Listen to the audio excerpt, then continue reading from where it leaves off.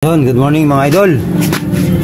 Tayo ay mag-test ng voltage, battery voltage ng Honda Beat mga idol. Ayan o, Honda Beat. Ayan mga idol. Ngayon, ganito mga idol ang pagsiset ng ng multi-tester mga idol.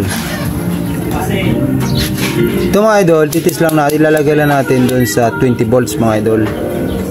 Siset lang natin ang 20 volts. Ngayon, titest natin mga idol, ha? Titest natin. Positive, yung pula. Yan. Negative naman yung itim mga idol.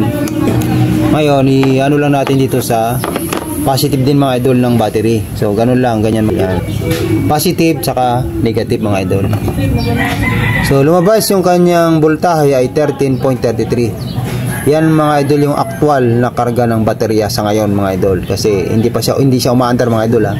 Yan yung actual na karga ng baterya mga idol, 13.33. Ibig sabihin mga idol, maganda yung battery mga idol, 13.33. Ngayon mga idol, susubukan natin pa-startin naman ngayon kung nagkakarga itong motor na ito mga idol. Start natin mga idol.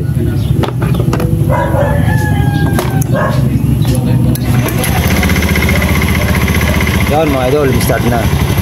Ngayon, naka-minor siya mga idol ang kanyang reading. Ayan mga idol, tumaas 15 volts, 0.60, 70, 72. Basta naglalaro siya mga idol, 15 volts siya mga idol. Naglalaro lang siya ng 78, 77, 68 kanina. Ngayon 80, ayan, 80 na. Ayan mga idol, ibig sabihin 15 volts yan mga idol. Ngayon, pag nirib natin yan mga idol, dapat yan mga idol ay bumaba, pumunta ng 14 volts lang mga idol. Kasi pag nirib natin yan mga idol at tumaas pa dyan yung 15.73 naging 90, naging 16 volts, overcharge na yun mga idol. Pag pumatak na siya ng 16, 17, 18, 19, overcharge na yun mga idol. Ngayon, ang titignan natin dyan mga idol, dapat yan, yung 15 volts na yan ay bumaba yan ng 14 volts pag nirib natin mga idol. I-rib ko mga idol, ha. Nakikita ba? Yan. Yan o mga idol, bumaba diba? Yan. Pag naka-minor, 15 volts. Ibig sabihin, good yung kanyang charging at good din pa, mga idol, yung kanyang battery. Ang tanong, bakit hindi pa tataas? Pag nirib mo, dapat di ba tataas mga idol? Hindi na siya tataas mga idol, kasi pag tumaas pa nga doon sa 15 volts, yun ay overcharge na.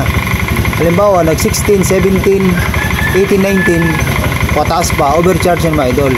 Ang normal mga idol na charging hanggang 15 volts lang mga idol, hanggang 15 volts lang. Yan. Ngayon, para malaman nyo na talagang normal yan, pag binirit natin mga idol, imbis na tataas pa ng 16, babagsak yan ng 14 volts pag nirid natin mga idol. Ayan mga idol, ibig sabihin good yan mga idol. Pag naabot nyo na yung top na voltahe ng bababa na siya mga idol. Kumbaga pagka nag 15 volts na siya, pag niread mo siya, magpo 14 volts na lang. Hanggang doon siya, pabalik-balik lang doon mga idol.